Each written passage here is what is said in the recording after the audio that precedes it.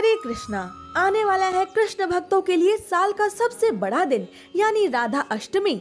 वो दिन जब श्री कृष्ण की शक्ति उनकी प्रिय राधा रानी का अवतार इस धरती पर हुआ था। आज की इस वीडियो में हम आपको बताएंगे कि कब और कैसे करें राधा अष्टमी का व्रत, कब होगा राधा अष्टमी व्रत को खोलने का शुभ मुहूर्त, राधा अष्टमी के दिन कैसे करें राधा रानी की पूजा और इस दिन क्या काम आपको भूल से भी नहीं करने हैं, क्या गलतियां आपको बिल्कुल नहीं करनी है।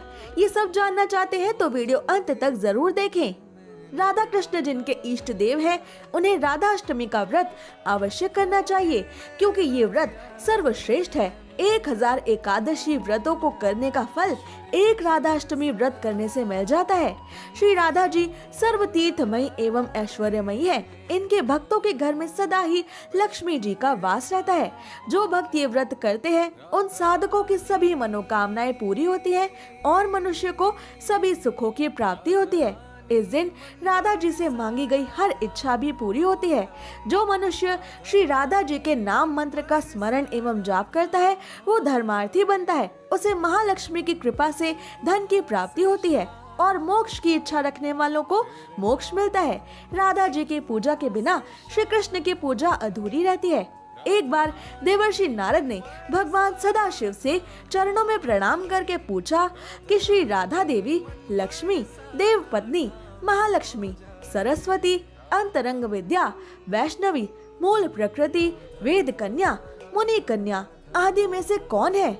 इस प्रश्न के उत्तर में भगवान शिव ने कहा कि किसी एक बात की क्या कहें, कोटि कोटि महालक्ष्मी भी श्री राधा के चरण कमलों की शोभा के सामने नहीं ठहर सकती। इसलिए श्री राधा के रूप, गुण और सुंदरता का वर्णन किसी एक मुख से करने में तीनों लोकों में कोई भी सामर्थ्य नहीं रखता। उनकी रूप माधुरी जगत को मोहने वाले श्री कृष्ण को भी मोहित करने वाली है। इसलिए इन्हें मदन मोहन मोहिनी भी कहा जाता है। इसी कारण अनंत मुख से भी मैं उनका वर्णन नहीं कर सकता। भाद्रपद मास के कृष्ण पक्ष की अष्टमी के दिन द्वापर युग में भगवान श्री कृष्ण धरती पर प्रकट हुए थे। उसी प्रकार भाद्रपद मास के शुक्ल पक्ष की अष्टमी के दिन द्वापर युग में श्री कृष्ण की शक्ति श्री राधा गोलोक वृंदावन धाम से धरती पर प्रकट हुई थी। क्योंकि श्री राधा ही श्री कृष्ण की शक्ति है और बिना श्री राधा के गोविंद पृथ्वी पर अपनी अवतार लीला नहीं कर सकते थे। साक्षात श्री कृष्ण ने ही श्री राधा से प्रार्थना की थी कि मेरा पृथ्वी पर अवतार लेने का समय आ गया है, अतः आप भी अवतार लीजिए। तब श्री राधा से पहले पूरा गोलोक वृंदावन एक अलग स्वरूप में धरती पर प्रकट हुआ था।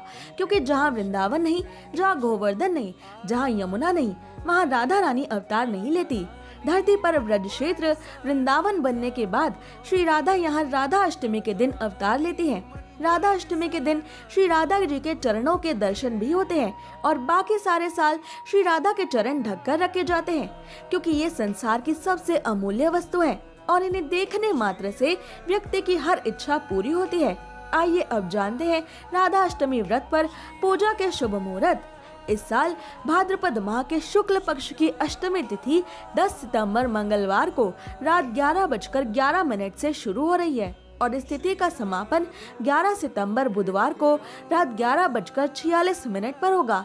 उदया तिथि के आधार पर राधा अष्टमी का पावन पर्व 11 सितंबर 2024 को ही मनाया जाएगा और इसी दिन राधा अष्टमी का व्रत भी रखा जाएगा। इस बार राधा अष्टमी के दिन राधा रानी की पूजा के लिए आपको 2 घंटे 29 मिनट का शुभ मुहूर्त प्राप्त होगा। जो लोग व्रत रखेंगे वो दिन में 11:03 से दोपहर 1:32 तक राधा अष्टमी की पूजा कर सकते हैं।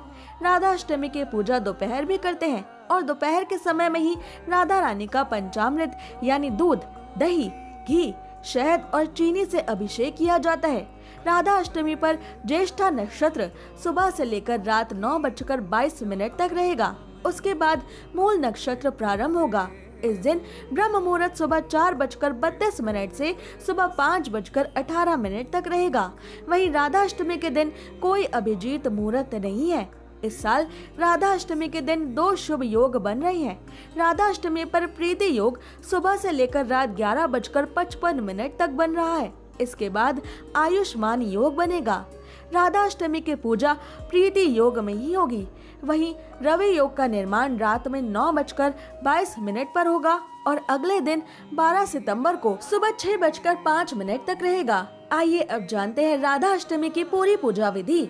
अन्य व्रतों की भांति इस दिन भी प्रातः काल सूर्योदय से पूर्व उठकर स्नान आदि क्रियाएं पूरी करके श्री राधा जी का विधिवत पूजन करना चाहिए।